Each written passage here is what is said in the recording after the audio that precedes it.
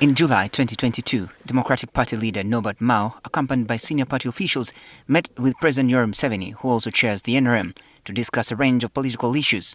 During the meeting, the two parties signed a cooperation agreement with which some of the key outcomes led to Mao's subsequent appointment as Minister of Justice and Constitutional Affairs. Subsequently, the DP Secretary General Gerald Seranda was backed by NRM members of Parliament to represent Uganda at the East African Legislative Assembly. Number 9 is Honorable Seranda Gerald Black,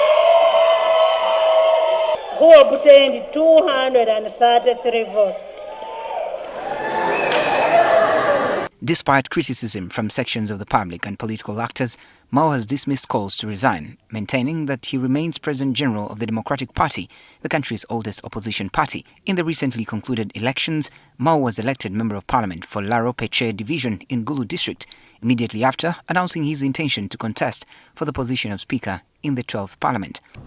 I hereby announce my candidacy for Speaker of the 12th Parliament. So, for those who are not believing that it is possible for Norbert Mao to be Speaker of the 12th Parliament, look at what footballers call the odds. My odds are different from other people's odds. So I urge you not to judge me by your normal standards. So now we are lifting up our hands and say this position of Speaker is ours. we want it. We DP and we in the North, we don't want to be asked, what did you get after 2026? And we say, we thought he would remember us. NRM MPs are currently attending a retreat at the National Leadership Institute in Kyankwanzi. Now, President Museveni, addressing delegates on Tuesday, described Mao as an ally and noted that he had personally invited him to the retreat. Parliament-elect members of SEC. Before traveling to Kyankwanzi, Mao expressed excitement about attending the retreat, but emphasized that his presence was not intended to seek support for his speakership bid. This retreat to me is about a new consciousness among the members of Parliament, that beyond being elected as members of Parliament, they are the ones who are going to design the future of Uganda. In other words, they are going to play the role of a midwife. Upon arrival, Mao reiterated his expectations for the retreat and the purpose of his attendance. Today, I join the members of the 12th Parliament to immerse ourselves into our history and to project towards a better future based on our resilience. In hindsight, this did not sit well with some members of the NRM. Before the arrival of President Museveni, Speaker Anita Among used the platform to criticize Mao's presence and his attempt to challenge her for the speakership. She stressed that while the NRM maintains cooperation with other political parties, such arrangements do not extend to leadership positions in Parliament. But the cooperation does not mean that if we are cooperating, you come up to my bedroom. Okay? You remain in the compound. The bedroom this time around is the speakership.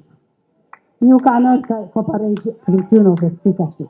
Mao did not take kindly to the remarks, noting that he had been invited by the NRM National Chairman, President Museveni, questioning the authority under which Among addressed him in such a manner. I was actually shocked to see the holder of such a dignified office going to the gutters.